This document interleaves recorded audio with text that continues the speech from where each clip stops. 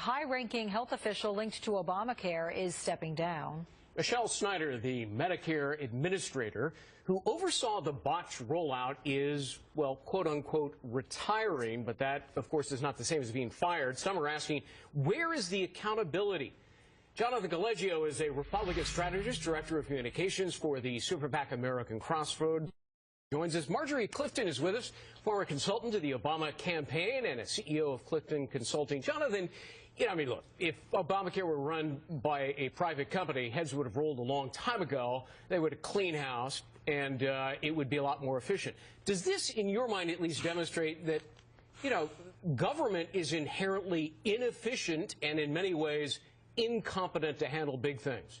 It kind of reminds me of the 2012 presidential election when Mitt Romney said that he'd like to be able to fire people, and it's almost like Obama's mantra here is that he will let people work until they retire. There has definitely been a lack of accountability. This is the worst rollout of any government initiative in recent history, and I think that the biggest damage for Obama and the Democrats, remember that he ran in 2008 on the idea that he would bring smarter and more efficient government to Washington, D.C., and he hasn't done it. He hasn't fired a single person over this, and I think that that's the main problem for the Democrats, is that they're proving that the government is a terrible provider of goods and services as compared to the private sector.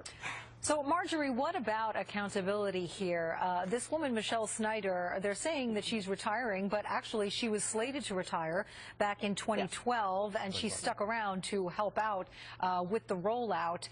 So, people leaving a year after they were originally going to retire is not really any kind of accountability.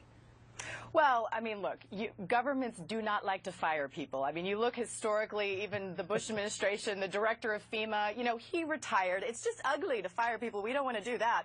So I think that's a way of administration sort of saving face in one light. But, I mean, in this instance, she was slated to leave before this actually happened. And typically administration officials don't stay beyond a year or 2 years. And look, after this whole thing, I'm sure the woman is absolutely exhausted. I'd be out the door as well. And so it's pretty typical that this happens. Jonathan, the president's biggest critics say he never holds anybody accountable. Himself, after all, he's the guy who made all the promises. You keep your plan, your doctor, the average price tag on a premium is going to go down $2,500 per family. And of course, much of that has all proven to be utterly untrue, but it's IRS, Benghazi, Fast and Furious. I mean, nobody gets the boot.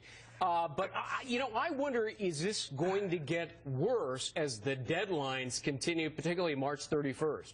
All signs point to that, Greg. I mean, we're in a situation where 1.1 million people have signed up. We know that roughly around 5 million people have lost coverage. So we're at a net deficit. This is the law that was supposed to provide universal coverage, and less people will have coverage at the end of this year than did last year. Then, I would expect that people will sign up for the program by March, but not everyone will, which means that we're going to have a wave of taxes and fines in March. But the real kicker is when all of these insurance companies have to re-up their rates at the end of the year. And this right before the election. They're going to have to determine whether enough people came in to subsidize all of this new coverage. And if they don't, the rate shock is going to be market-wide. It's not just going to be for people on Obamacare. It's going to be on everybody who doesn't think they have anything to do with Obamacare. Their rates are going to have to go up to subsidize everyone else.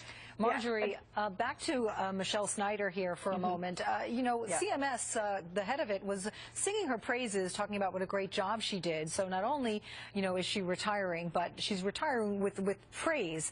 But meanwhile, the House Oversight Committee Chairman, Congressman Darrell Issa of California, wrote saying that documents and interviews indicate that Michelle Snyder was involved in bypassing the recommendation of CMS's top security expert, who recommended delaying the launch of healthcare.gov after independent testers raised concerns about serious vulnerabilities.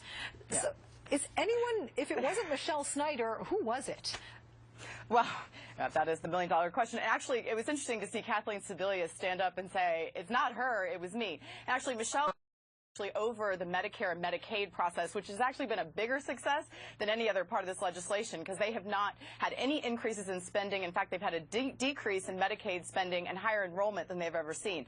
So, I mean, the question, I would say there has been accountability, because, look, we paraded the president's clips out for days and days about him saying, it's on me, this is my fault. I mean, Kathleen Sebelius, I don't think there's a lot of hiding from the problems in this instance. So, as you say, it's all going to come to play in the elections. plans. It's all going to be, you know, there's not really any way to hide from it. So Marjorie Clifton, Jonathan Colegio, good to see you, and Happy New Year to both of you. Happy New New Year to Year. you guys. Thanks. Well, 50